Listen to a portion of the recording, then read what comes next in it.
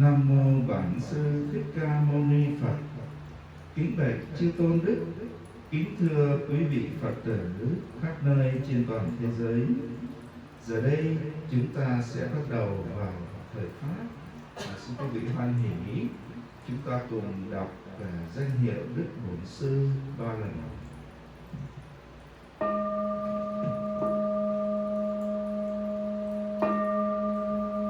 Nam mô Bản Sư Thích Ca Mâu Ni Phật. Nam mô Bản Sư Thích Ca Mâu Ni Phật. Nam mô Bản Sư Thích Ca Mâu Ni Phật.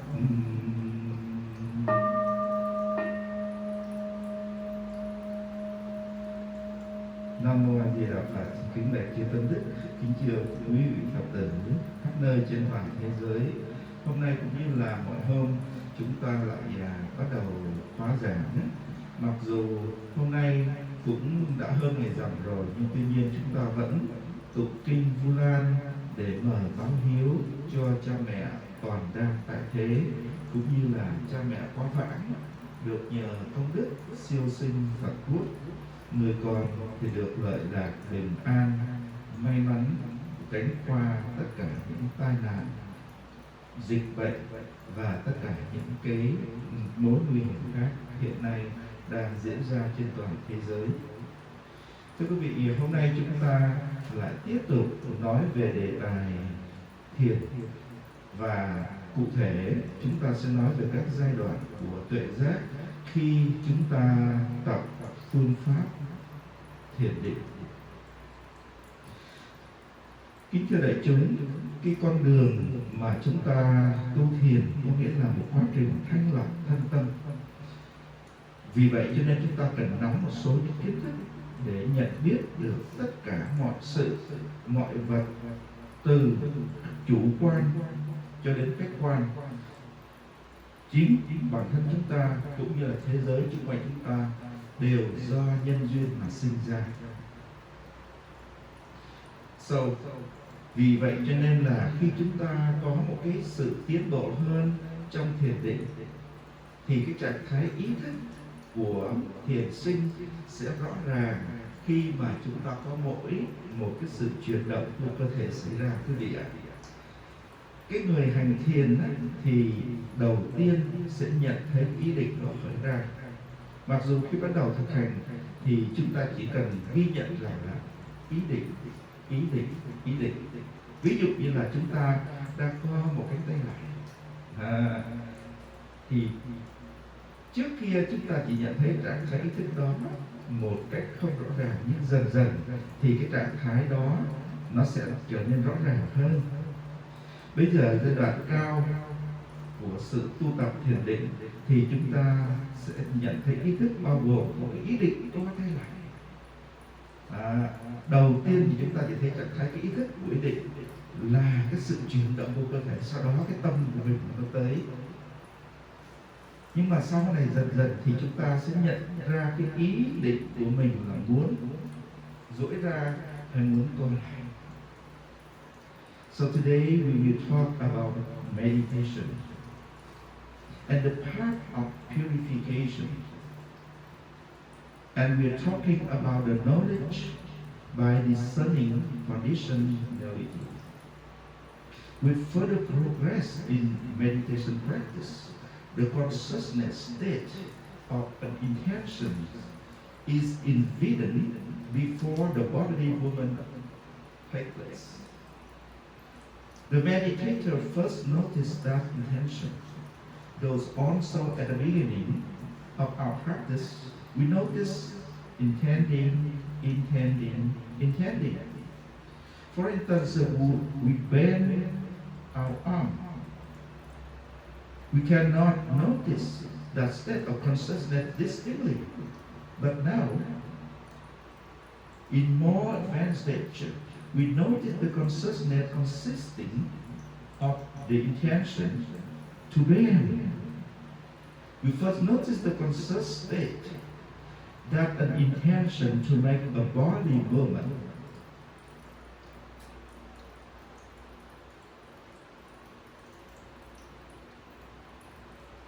and then we notice the particular bodily movement later on. Ở lúc đầu cái việc thì chúng ta có một cái thiếu sót khi nhận định một ý định, cho nên chúng ta nghĩ rằng chuyển động cơ thể nhanh hơn cái tâm trí. Nhưng bây giờ ở giai đoạn thiền định cao hơn thì cái tâm trí của chúng ta là cái người đi trước, là cái người tiên phong. Thì khi đó cái hành thiền dễ dàng nhận thấy cái ý định co lại hay duỗi ra, chúng ta ngồi xuống hay chúng ta đứng lên hay chúng ta đi tới đi lui, thì chúng ta sẽ nhận thấy rõ ràng những cái động tác co duỗi vân vân đó xảy ra trước khi chúng ta thực sự làm điều đó. Vì vậy cho nên chúng ta nhận ra một sự thật rằng tâm trí nhận biết một quá trình cơ thể chuyển động nhanh hơn là quá trình cơ thể đó chuyển động. Chúng ta kinh nghiệm trực tiếp rằng một quá trình cơ thể diễn ra sau một ý định trước đó. Một lần nữa, khi mà chúng ta biết từ kinh nghiệm trực tiếp rằng cái nhiệt độ ở bên ngoài, ví dụ như vậy, khi mà dần dần mặt trời nó chiếu sáng quý vị, thì nhiệt độ nó tăng dần. Quý vị thấy bên ngoài nó nóng lên dần, phải không ạ? Thì khi đó chúng ta nhận thấy là đang nóng. Hoặc là ở mùa đông thì chúng ta thấy rằng là đang lạnh. In the beginning, because of our mission to notice an intention, we think that bodily movements is quicker than the mind knowing it. Now, at this advanced stage, the mind appears to be forerunner. The meditator readily notices the intention of bending or stretching, sitting or standing, going, etc. We also clearly notice the actual bending or stretching, so we realize the fact that our mind knowing a bodily process is quicker than material process. We experience directly that a bodily process takes place after a preceding intention. Again, we know from direct experience that the intensity of heat or cold of the weather outside, for example, increased when we notice hot. Or in the winter, cold. Khi mà chúng ta quán chiếu những cái sự chuyển động thường xuyên và tự phát của cơ thể mình, chẳng hạn như là cái sự phình lên hay xẹp xuống của khi mà chúng ta ngồi thiền, thì chúng ta nhận thấy liên tục lần này đến lần khác. Chúng ta nhận thấy sự xuất hiện trong tâm trí của chúng ta về những hình ảnh tinh thần như là Đức Phật, một vị A-la-hán, một vị Bồ Tát, hay bất kỳ cảm giác nào xuất hiện trong cơ thể chúng ta, như là những cái sự ngứa ngáy này, sự đau đớn này, sự nóng bức này. Với những cái sự chú ý hướng vào cái việc cụ thể, nơi cảm giác diễn ra đó, thì cảm giác hầu như biến mất, cho đến khi một cảm giác khác lại sinh ra. Và chúng ta nhận thấy tất cả mọi cái sự việc hiện ra theo cái cách như vậy.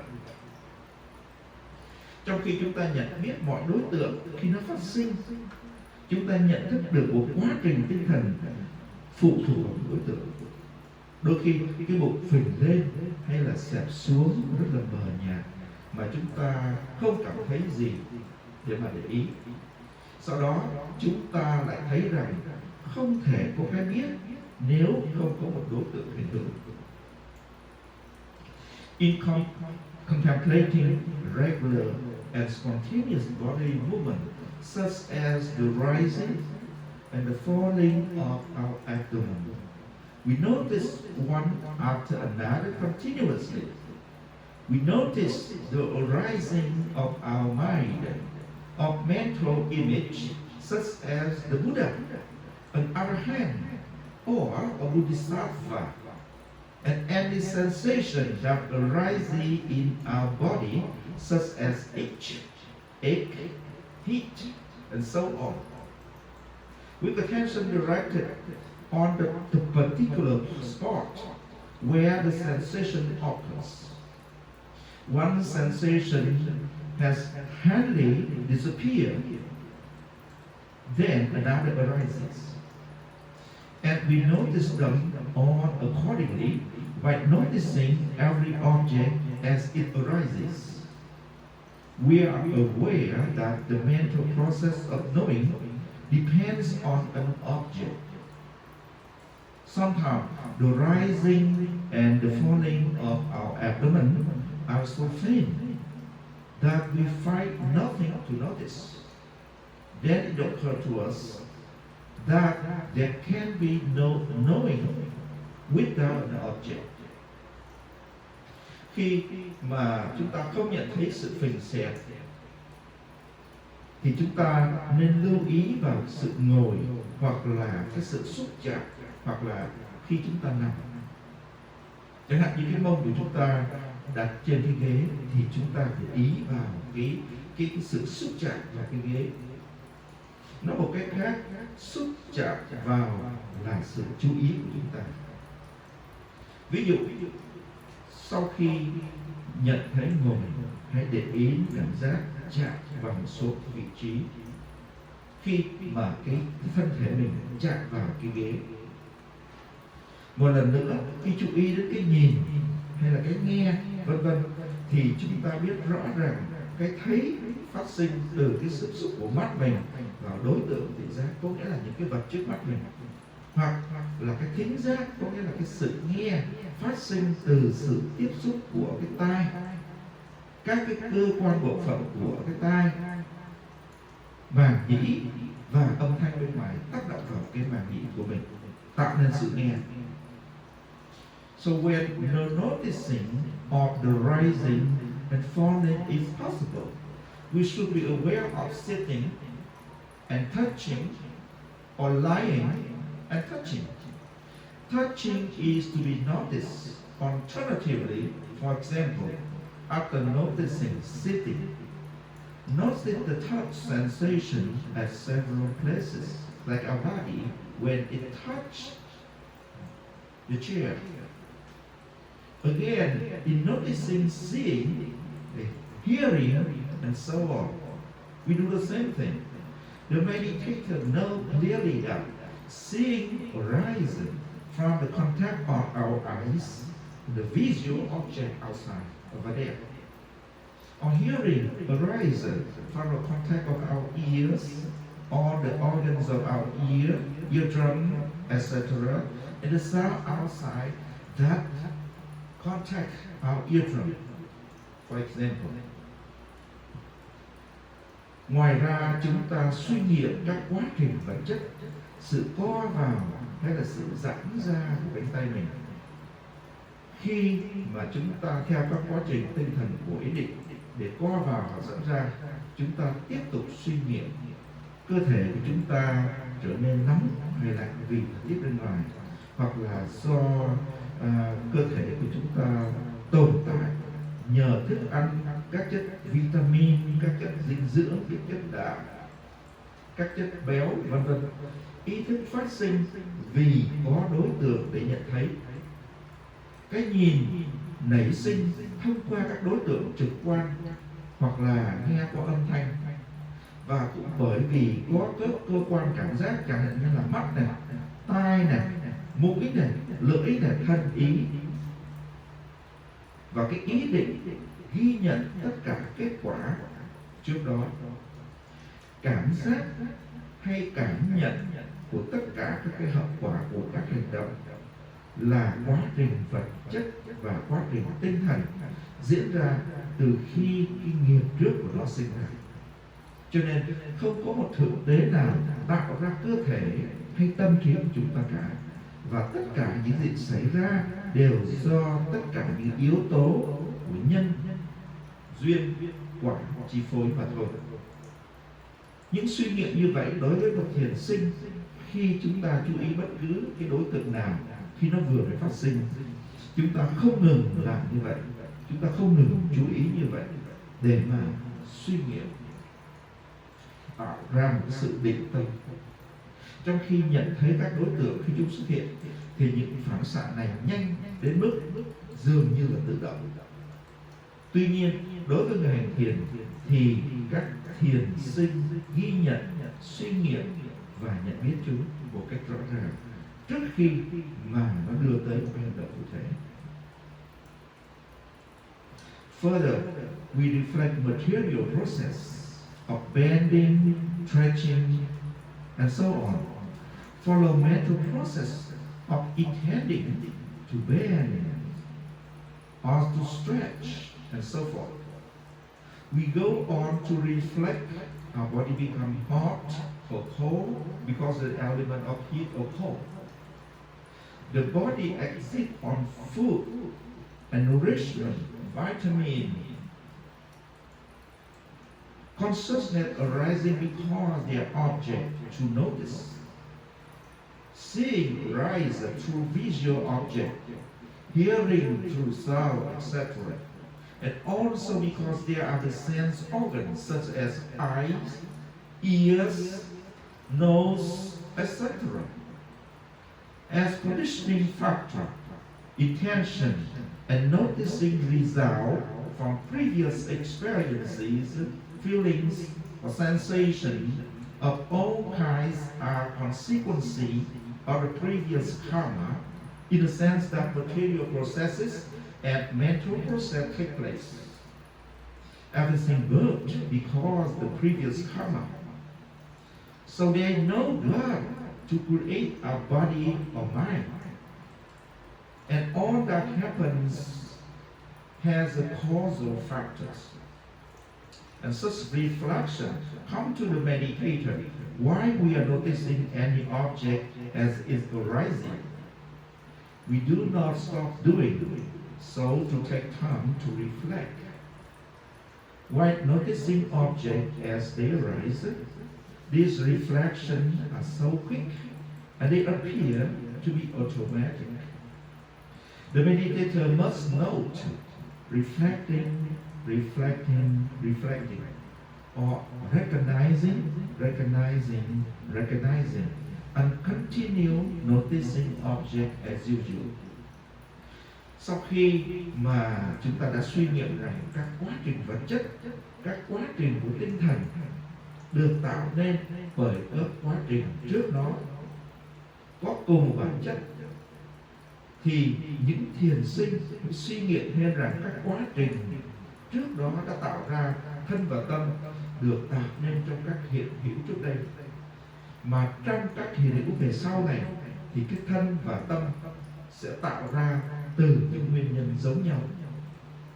Và ngoài cái quá trình kiếp này thì không có bản thể hay không có con người riêng biệt, mà chỉ có những nguyên nhân và những kết quả diễn ra mà thôi.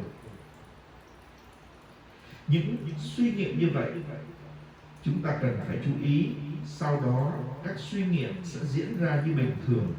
Những suy nghiệm như vậy sẽ có nhiều những trường hợp ở những người có trí tuệ vững vàng. Việc ghi nhận năng lượng phải được thực hiện từ tất cả những phản ứng này. Nhận thấy chúng sẽ dẫn đến việc giảm chúng xuống tới mức tối thiểu. Cho phép thiền sinh có một cái nhìn sâu sắc của tuệ giác tiến triển mà không bị cản trở bởi nhiều những các cái phản ứng. Chúng ta cần phải coi một điều hiển nhiên ở đây rằng có một lượng suy nghiệm tối thiểu là đủ rồi. After having reflected that the material processes and mental processes being noticed are conditioned by the previous processes of the same nature, the meditator reflects further that the antecedent cause the conditioned body and mind in the former existence. That in the following existence, body and mind will result from the same causes. And apart from this dual process, there is no separate being or person. They are only cause and effect taking place. Such reflection must also be noticed, then contemplation should go on as usual. Such reflection will be many in the case of person with a strong intellectual bent, fewer in those with no such bent. Be done as it may, and energetic noticing must be made of all these reflections. Noticing them will result in a reduction to a minimum, allowing insight to process unimpeded by an excess of such reflection. It should be taken for granted that a minimum of reflection will suffice here. Khi mà cái sự tập trung được thực hành một cách đều đặn và mạnh mẽ, thì cái người thiền sinh có thể trải qua những cảm giác gần như không thể chịu được, chẳng hạn như là sự ngứa ngáy này, sự đau nhức này, sự nóng nảy này, sự đờ đẫn này, hay là sự bị tê cứng. Đó là những cái phản ứng phụ của những thiền sinh, hoặc là những thiền sinh đó là những người mới tu tập, cũng như là kể cả những vị đã tu tập lâu năm rồi, đôi khi cũng có những cái biến chứng như vậy. Nếu chúng ta ngừng chú ý thì những cảm giác như vậy nó sẽ biến mất đi, và khi mà chúng ta tập trung trở lại thì chúng lại tái hiện, rồi rất là buồn cười. Và đó là những cái sự kiện hết sức là bình thường, quý vị. Những cảm giác như vậy phát sinh do nhạy cảm tự nhiên của cơ thể thôi, không phải là triệu chứng của bệnh nhé. Quý vị nhớ điều đó. Nếu chúng được chú ý với sự tập trung đầy năng lượng thì chúng sẽ dần dần biến mất đi. When concentration or meditation is practiced intensively, the meditator may experience almost unbearable sensation such as itching, ache, heat, dullness, and stiffness. If mindful notice is stopped, such sensation will disappear. When noticing is resumed, they will reappear. Such sensations arise because our body natural sensitivity and are not the symptom of the disease at all. If they are noticed with energetic concentration, they fade away gradually. Một lần nữa, hành giả đôi khi nhìn thấy các hình ảnh đủ loại. Chúng ta nhìn thấy bằng chính đôi mắt mình, chẳng hạn như là Đức Phật xuất hiện trong ánh hào quang chói lọi, một đám rước các vị A-la-hán trên bầu trời, các ngôi đền chùa, các hình ảnh của các Đức Phật, hay là gặp gỡ người thân, hoặc là nhìn thấy cây, rừng, đồi, núi, nhà, cửa, hoặc chính mình đối diện với những xác chết, hay là những cái thi thể trương phành, hoặc là những tòa nhà đổ nát, hay là cơ thể rời rạc ra, cơ thể bị sưng phù lên, dính đầy máu, rơi nhiều mảnh, và cuối cùng chỉ còn một bộ xương khô, thì nhìn thấy cái cơ thể của trong người chúng ta như các đường ruột, các cái cơ quan quan trọng, thậm chí hết cả những loại vi trùng, hoặc lấy hàng chục những cảnh giới địa ngục và quái chư thiên. Đây không phải là những sinh vật thực, đó chỉ là những cảnh tượng trong trí tưởng tượng của chúng ta. Khi mà chúng ta tập trung cao độ thì tự nhiên chúng sẽ hiện ra mà thôi. Chúng tương tự như những gì chúng ta bắt gặp trong giấc mơ khi vô thức hoạt động. Vì vậy chúng ta không được vui mừng hay là thích thú về những cảnh tượng đó, mà chúng ta cũng không cần phải sợ chút. Những đối tượng được nhìn thấy trong quá trình chiêm nghiệm này không có thật, chỉ là những hình ảnh ảo giác mà thôi, chỉ là những hình ảnh tưởng tượng mà thôi. Cho nên tâm trí của chúng ta nhìn thấy những đối tượng đó. Tuy nhiên, các quá trình tinh thần thuần túy không có mối liên hệ với các ấn tượng giác quan thì dễ dàng nhận thấy một cách rõ ràng và chi tiết. Do đó, cần chú ý chủ yếu đến các đối tượng cảm giác để có thể nhận thấy một cách nhanh chóng và những quá trình tinh thần phát sinh liên quan đến những cái nhận thức cảm giác này. Dần dần chúng ta chú ý, dần dần những cảnh tượng đó sẽ dần dần biến mất. Again, the meditator sometimes see images of all kinds as if seeing them in our own eyes. For example, we can see Buddha appear in glorious radiance, a procession of Arahant in the sky, a Bodhisattva in the sky, in a temple, image of the Buddha meeting our beloved one who already passed away many years, trees, woods, hills, mountains, gardens, buildings, finding oneself face to face with the bloated dead body or skeleton, destruction of buildings, and dissolution of human bodies, swelling of our body, covered with blood, falling into small pieces, and reduced to a mere skeleton. Seeing in our body the entrail and the vital organs and even germs, seeing the denizens of the hell and heaven, etc. They are nothing but creatures of our imagination sharpened by the intense concentration. They are similarly to what we come across in dreams in our unconsciousness. They are not to be welcomed or enjoyed, nor need we are afraid of them. These objects seen in the contemplation are not real. They are mere image or imagination or hallucination, whereas the mind that sees some object is reality.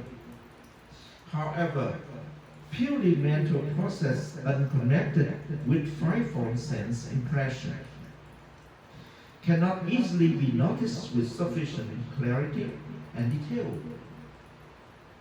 Hence, principal attention should be given to such objects that can be noticed quickly, and those mental processes that arise in connection with these senses. Bất kỳ cái đối tượng nào xuất hiện thì chúng ta nên chú ý đến nó và ghi nhận nó trong tâm trí mình rằng đang thấy cho đến khi những hình đó tự biến mất đi. Nó sẽ di chuyển từ từ ra xa, biến mất hoặc là phai dần đi. Ngay từ đầu, điều này sẽ cần phải lưu ý, chẳng hạn như là khoảng từ 5 đến 10 những cái hoàn cảnh xảy ra. Tuy nhiên, khi chúng ta có một cái nhìn sâu sắc của tuệ giác phát triển thì đối tượng đó tự nhiên biến mất sau một vài lần chúng ta để ý đến nó. Tuy nhiên, hành giả ưa thích những cảnh tượng đó, hay nhìn kỹ vào cái đó, hoặc ngay cả sợ hãi nó, thì nó sẽ nán lại ở với chúng ta. Nếu đối tượng đó được cố ý gây ra thì thông qua những sự thích thú của chính mình thì nó sẽ tồn tại ngay cả lâu hơn nữa. Cho nên khi mà ngồi thiền chúng ta phải chú ý đừng có đắm vào những cái cảnh giới hay là gặp Phật, hay là gặp Bồ Tát, hay là gặp các cái vị A La Hán mà chúng ta chìm đắm, chúng ta thích, chúng ta ưa, chúng ta nhìn, thì đó chính là những ảo giác, đó chính là những vọng tưởng mà thôi. Cần phải để ý. Trong khi tập trung thì chúng ta phải ngồi thiền một cách đúng đắn. Nếu những suy nghĩ như vậy xuất hiện, chúng ta cần chú ý để mà chúng tự động tan biến. Trong trường hợp một số người, trong khi chúng ta ngồi thiền thì chúng ta trải nghiệm những vật thể cảm giác, hoặc là chúng ta cảm thấy lười biếng, giải đãi, thì chúng ta phải ghi nhận ngay rằng là lười biếng. Để chi vậy? Để chúng ta có thể vượt qua chúng. Whatever object appears, the meditator should notice it. Saying mentally, for example, seeing until it disappears. It will either move away, fade away, or break a sudden. At the outset, this will take several notices, say about 5 or even 10. However, when insight develops, the object will disappear after a couple of noticing. However, if the meditator wishes to enjoy the sight, for example, we like to see Buddha, Arahant, or Bodhisattva, we will be attached on them, and thus it's just hallucination that will lure to another way. So we lose our track for meditation, for right concentration. So we don't get scared of them, or it is like to religion. If the object is one induced deliberately, then true delight, it will last long time. Care must be taken not to think or incline toward external matter while one concentration is right. If such thoughts come in, they must be instantly noticed and dispelled. In the case of some person, if while contemplating, they experience no extraordinary object or feeling, they become lazy. They must notice the laziness, for example, lazy, lazy, lazy, until we can overcome it. Ở giai đoạn này thì dù cho hành giả có bắt gặp những cái vật thể hay những cảm giác lạ thường, thì chúng ta biết là giai đoạn đầu, giai đoạn giữa và giai đoạn cuối của sự chú ý. Khi bắt đầu thực hành, chúng ta nhận thấy một đối tượng thì chúng ta phải chuyển sang một đối tượng khác khi mà đối tượng khác phát sinh. Nhưng chúng ta không nhận thấy sự biến mất của đối tượng đó bây giờ, chỉ sau khi nhận ra sự biến mất của một cái vật thể, chúng ta mới nhận thấy vật thể mới xuất hiện. Do đó chúng ta có nhận thức rõ ràng về giai đoạn đầu, giai đoạn giữa hay giai đoạn cuối của một đối tượng được nhận thức. At this stage, whether or not the meditator comes across extraordinary object or feeling, they know the initial, the intermediate, and the final phases of every notice. At the beginning of the practice, when noticing one object, they had to switch onto a different object that arose. But they did not notice the previous object, disappearance. Now, only after recognizing the disappearance of an object, do they notice the new object that arises. Thus, they have an implicit knowledge that the initial, the intermediate, and the final phase of the object notice.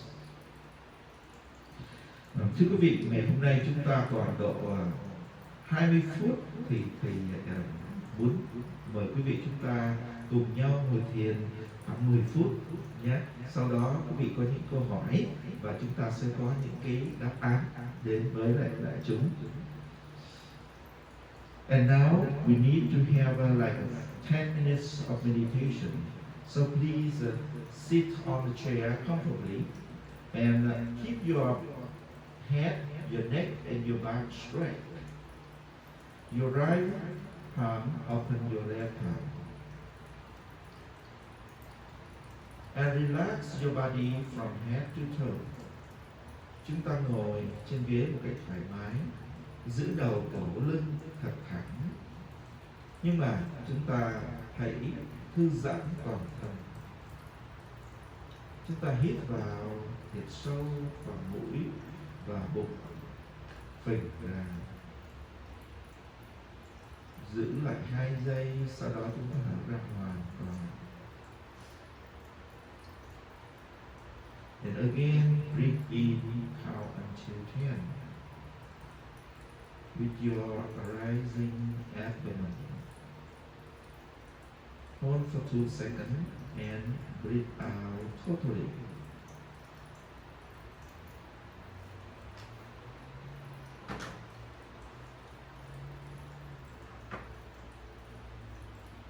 Chúng ta hãy giữ cho toàn thân được hoàn toàn thư giãn, thoải mái.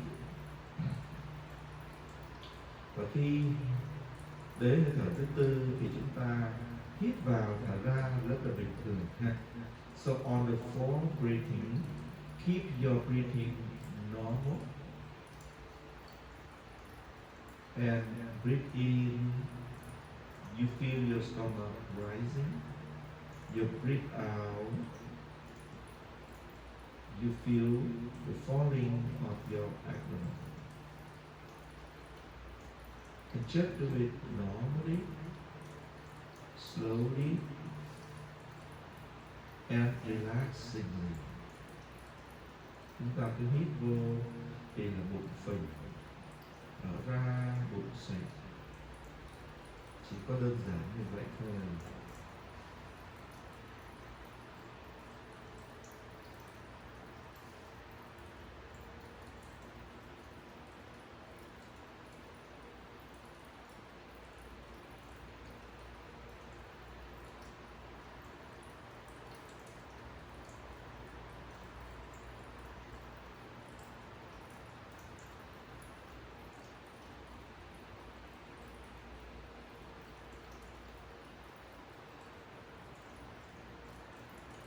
Đôi khi chúng ta chợt nghĩ tới một hình ảnh nào đó, người thân, thì chúng ta hãy tự nhủ với mình rằng đang thấy, đang thấy, đang thấy. Sau đó chúng ta quên hình ảnh đó đi và chúng ta trở lại với phình khi hít vô và xẻ khi thở ra của bụng mình.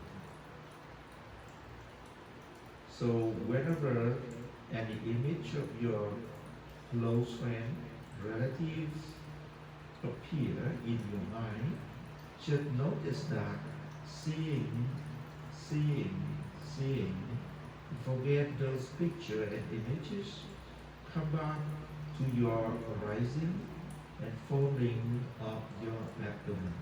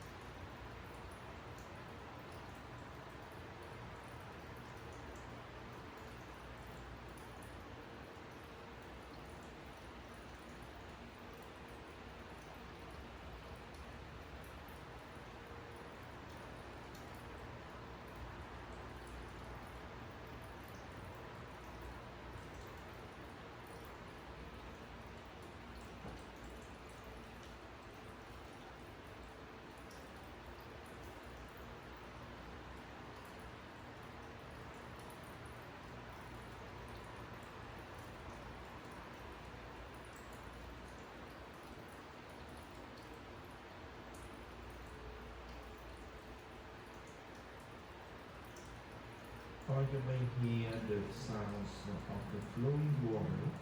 Just telling yourself that I'm hearing, and forget those sounds. Return to your rising and falling of your abdomen. Chúng ta có thể nghe thấy những tiếng nước chảy róc rách. Chúng ta sẽ tự chú ý đến nó và tự nhủ với lòng mình rằng đang nghe, đang nghe, đang nghe. Sau đó quên những âm thanh đó đi và trở về với những cái hơi thở phình và xẹp của bụng mình.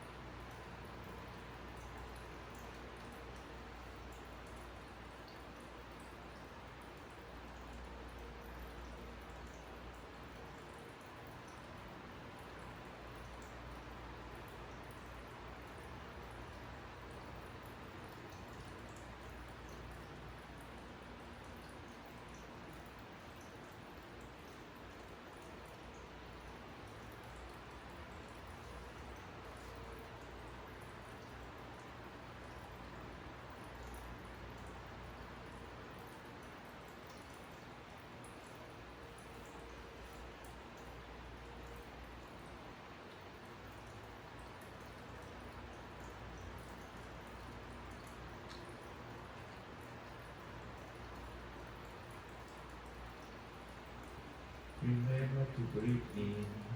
You feel your abdomen rising, and breathe out. You feel your abdomen falling. Just breathe normally, slowly, and naturally as you sleep. Then force yourself to breathe normally. Chúng ta hít vào và thở ra. Hít vô bụng phình, thở ra bụng xẹp. Chúng ta hít thở một cách rất là bình thường, như lúc mình đi ngủ. Không hít quá mạnh, không hít quá yếu, không hít thở quá nhanh, cũng không hít thở quá là chậm. Hãy hít thở một cách thiền và bình thường, thoải mái, và giữ cho cái tâm mình thoải mái.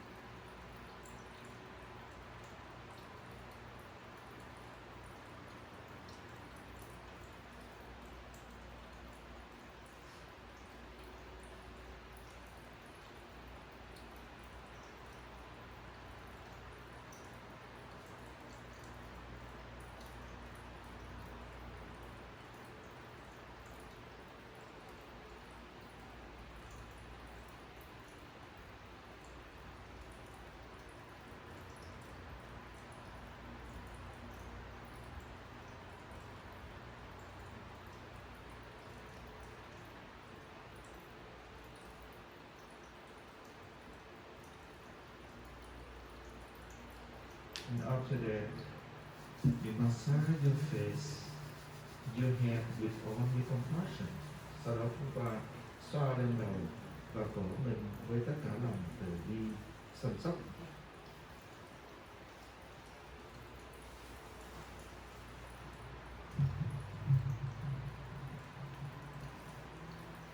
Especially when you meditate on the ground in the lotus position, remember to massage your leg. Before you stand up and walk away, to avoid the stiffness and also to prevent falling back. Thưa quý vị, có câu hỏi nào không? Thưa chị, có câu hỏi gì không? Chị có thường tập thiền ở nhà không chị nhỉ? Chị phải. Vâng, chị phải không có tu thiền hả? Vâng, chị có tụng kinh hả? Có tụng kinh niệm Phật thôi phải không? Vâng. Thưa quý vị, thực sự ra phương pháp tụng kinh niệm Phật cũng là phương pháp tu thiền đó.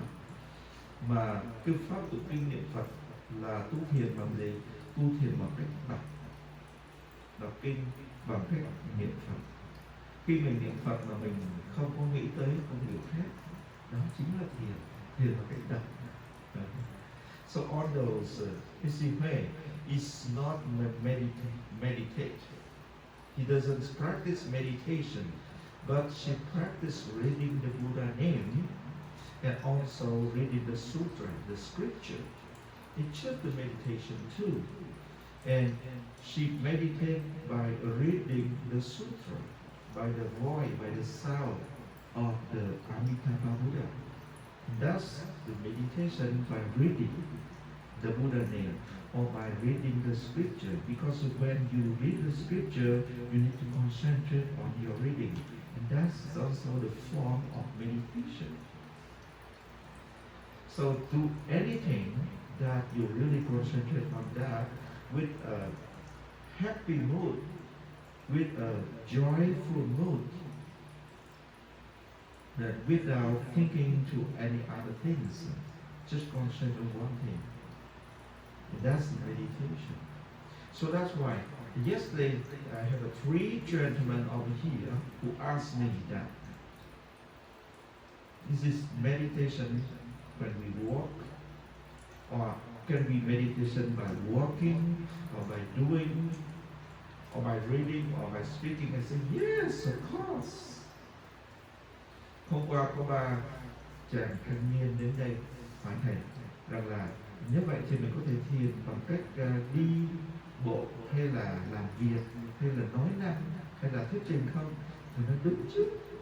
Một khi mà mình thuyết trình mình biết mình đang nói gì, hoặc là khi mình đi mình biết mình đang đi như thế nào, đi tư thế ra sao, đi nhanh đi chậm, thì đó cũng là thiền. Thì đọc kinh cũng như vậy thôi. Đọc khi mình để ý đến kinh, mình không để tâm tới những cái chuyện khác, thì đó cũng là thiền. Thiền bằng cách đọc kinh, thiền bằng cách niệm danh hiệu Phật mà không nghĩ tới những cái chuyện đông, chuyện tây, chuyện nam, chuyện bắc, thì đó chính là thiền. Cho nên mặc dù cái phương pháp nó có khác nhau quý vị, nhưng mà cái mục tiêu của nó, cái nội dung của nó cũng chỉ là một mà thôi. So because of the form is so different, but the purpose, the objective, just the same. It means concentrate your mind on something, on doing, on speaking, or on thinking on something. Not think about other objects or other things, and that's meditation. However, the sitting meditation is the best position because you can concentrate totally your mind on something. But when you're walking, you need to pay attention to your movement. Or when you speak, you need to pay attention to your voice. Many are the process involved in this action, so that's why it's more complicated. So it's very hard to concentrate yourself very well compared with the sitting position.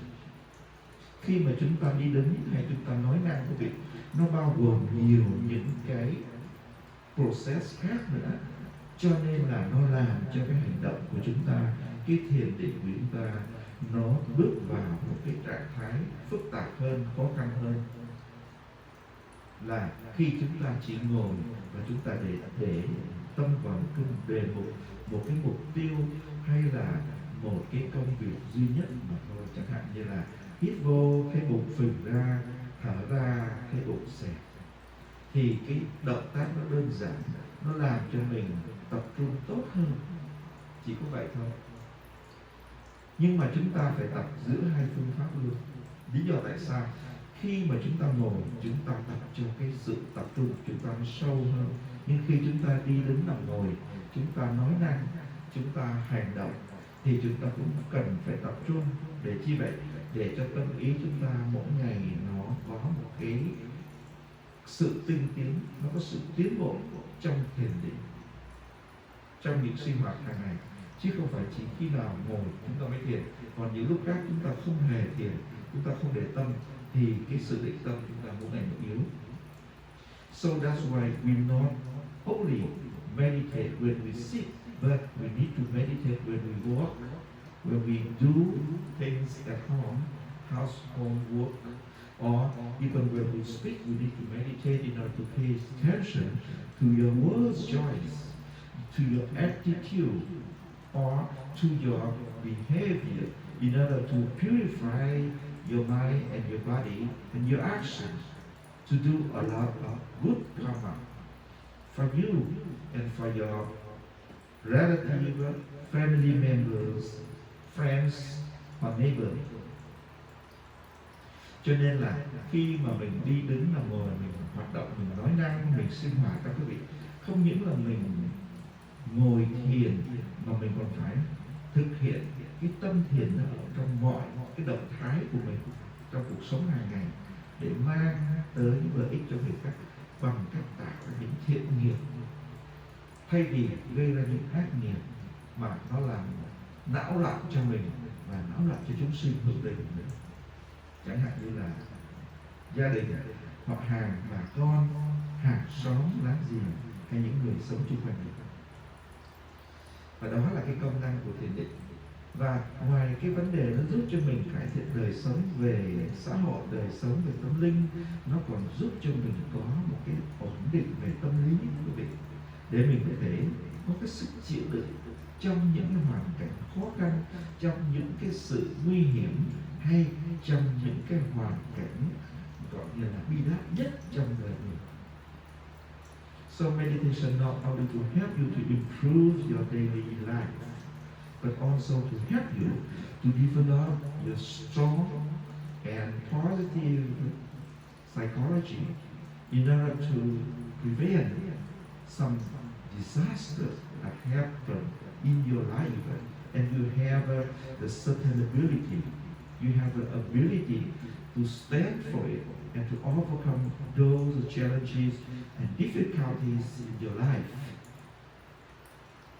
And so that's why I always advise people to practice meditation twice a day, in the morning when you wake up at about 6 or 7 o'clock, and in the evening or at night before you go to bed, because that really improve your lifestyle. Any question? Quý Phật tử có câu hỏi gì không? Lý Chú Sư nhiều sở ma quân chi mà bây giờ giáo sư nhiều sở quân chi là bây giờ khởi sĩ ha. Amen. Và xin quý vị, nếu chúng ta không có câu hỏi gì thì thầy xin mời quý vị chúng ta bắt đầu mở kinh Vu Lan, chúng ta tụng kinh Vu Lan ha quý vị ha, và sau đó sẽ hồi hướng cầu an cũng như là cầu siêu cho các vị hương linh vừa mới qua đời được vãng sinh sang thế giới cực lạc Tây phương của Đức Phật A Di Đà. Chị Phan Thị viết cho thầy xin cái tên của chị Vân cũng như là cái pháp danh và cái ngày mất của chị luôn nhé, để chúc các thầy hồi hướng cầu siêu.